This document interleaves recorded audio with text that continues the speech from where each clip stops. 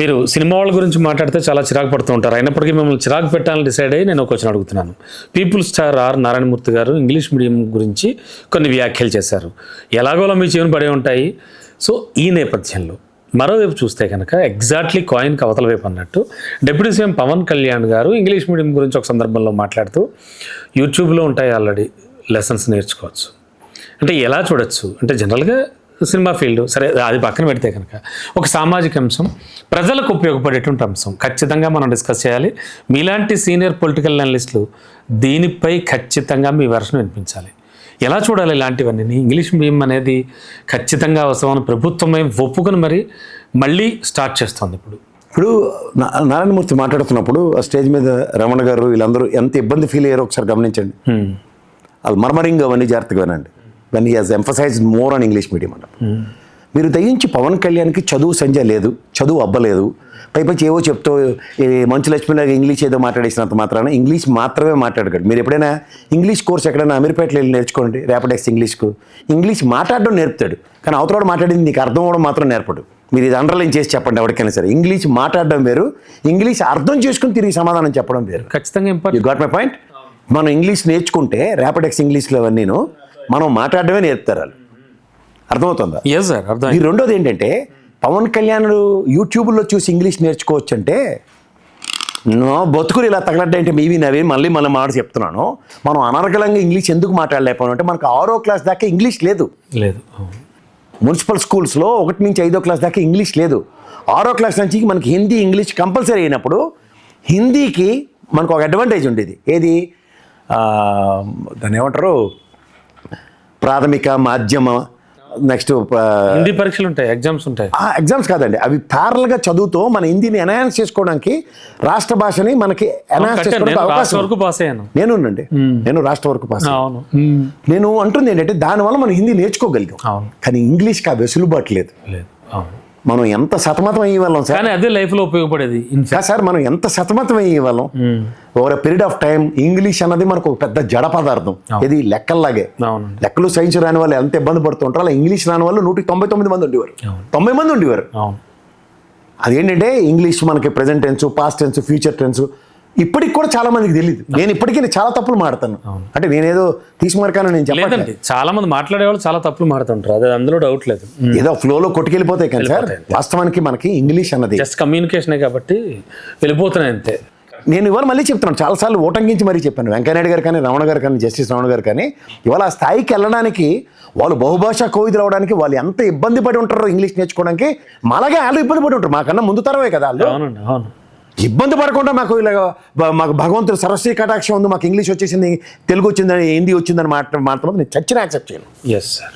ఒక పివి నరసింహరావు గారి ఇంటర్వ్యూ ఉంటుంది చూడండి, హౌ యు ఆర్ కోఆర్డినేటెడ్ అంటే passion towards languages to learn more అన్నది. ఆ లెర్న్ మోర్ అన్నది ప్యాషన్ని జస్టిఫై చేయడానికి దాని మీద శ్రద్ధ ఉంటే వస్తుంది. మనకి భయం ఉంటే ఎక్కడ వస్తుంది? శ్రద్ధ వేరు, భయం వేరు.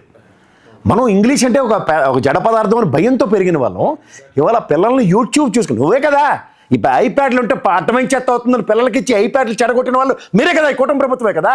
ఏ కెపాసిటీతో మాడుతున్నాం ఇవాళ యూట్యూబ్లు చూసి ఇంగ్లీష్ నేర్చుకోవాలని. అలా తోక లేకుండా అధికారం వచ్చింది కాబట్టి నోటుకు వచ్చిన మాటలు మాడితే మాత్రం నాట్ టాలరబుల్. అదే సినిమా వాళ్ళ ఇగ్నోరెన్స్, వాళ్ళకి తెలివితేట ఉండదు. నోటుకు వచ్చిన మాట వెనక నుంచి వచ్చిన బాంబు, అదే ఆ లాంగ్వేజ్. ఏం మాడుతున్నారండి? ఇంగ్లీష్ మాట్లాడడం, ఇంగ్లీష్ నేర్చుకోవడం అనేది తప్పు కింద మాట్లాడుతుంది. బతుకే ఇంగ్లీష్తో నడుస్తుంది. యాడ తగలడాలన్నా ఇంగ్లీషే. ఈవెన్ ఫర్ యువర్ ఇన్ఫర్మేషన్, నువ్వు కిరాణా కోట్ల పద్దులు రాయడానికి కూడా ఇంగ్లీష్లో రాసి చావాలి. అలా మారువాడి వాడికి, గుజరాత్ వాడికి ఒక్కరికి ఎగ్జామ్స్ ఉన్నాయి. నీ మొహానికి మన మొహానికి బతుకులకి లేవు. ఇది కూడా తెలియకుండా ఎవడెవరు మీరు అందరూ, నాకు అర్థం కాదు. ఎందుకు ఇంత చిన్న విషయాన్ని గ్రహించట్లేదు వీళ్ళు? చదువుకోవాలండి, దానికి చదువులో పడ్డ తపన తెలిస్తే దాని మీద ఆక్రమణ ఉంటుంది. ఎగ్జాక్ట్లీ. మనం ఎలా స్ట్రగుల్ అయ్యామో ఇంగ్లీష్ గురించి అది అనుభవిస్తే తెలుస్తుంది. బట్ పవన్ కళ్యాణ్ గారు చాలా చాలా బుక్స్ అవి చదివాను, చాలా అంటే అంటూ ఉంటారు. సార్ మీరు ఎలక్షన్ క్యాంపెయిన్ ఆయన పుస్తకాలు పట్టుకుని ఫోటోలు ఇచ్చినవి చూడండి, ఎక్కడైనా పేజ్ తిప్పింది ఉంటే చూడండి, పేజ్ నెంబర్లతో సైతం ఉన్నాయి అన్ని ఫుటేజ్లు. ఎలాడే వాళ్ళు చదివారంటే చదివితే వేరండి, చదివిన వాడి విజ్ఞాన ఘనపాటితనం వేరేగా ఉంటుంది. They delivery only sense. Exactly.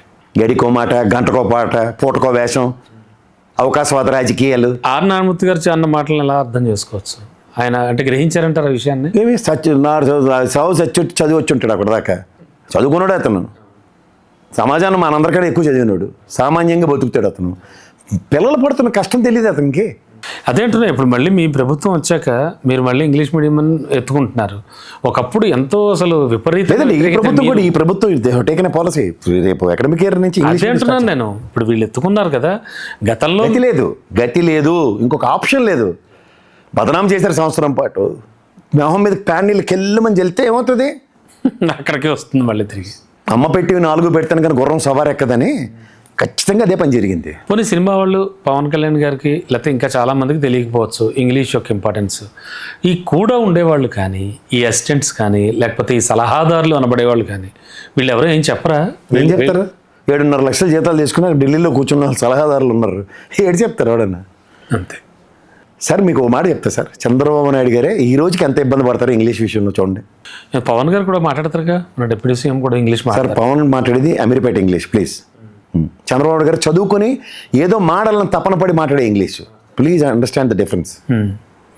So అంటే ఇంగ్లీష్ ఖచ్చితంగా నేర్చుకు తీరాల్సిందే అంటారు. ఇంకో బతుకు తెరువు కావాలంటే, బతకాలి నువ్వు సమాజంలో అంటే ఇంగ్లీష్ నేర్చుకుని తీరాలి, ఇంకొక ఆప్షన్ లేదు నీకు.